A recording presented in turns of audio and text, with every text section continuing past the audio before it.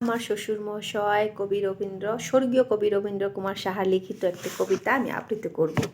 তো আমার শ্বশুরমশাই অনেক কবিতাই ছাপিয়েছেন এক সময়, তো ওনার লিখিত একটি কবিতা আবৃত্তি করে শোনাবো। যদি ভালো লাগে একটু কমেন্টস করবেন, আমার শ্বশুরমশাই একটু শুনতে পাবে, আপনাদের কমেন্টস খুশি হবে।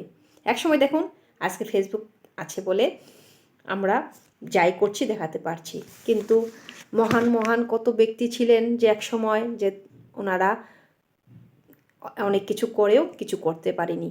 তাই যদি আমি আমার শ্বশুরমশাইয়ের কবিতাগুলো যদি আপনাদের মাধ্যমে এই কবিতাগুলো প্রকাশ করতে পারি, আমারও ভালো লাগবে, আমার আপনদেরও ভালো লাগবে, আর আমার শ্বশুরমশাই অনেকটা খুশি হবে। তাই একটা কবিতা শোনাচ্ছি আপনাদেরকে, ভালো লাগলে একটু কমেন্টস করবেন। কবিতাটি হলো তুমি জানতে না শুধু। ভালোবাসায় হাসায়, ভালোবাসায় হাসায়, ভালোবাসায় কাঁদায়, ভালোবাসায় রক্ত ঝরায়।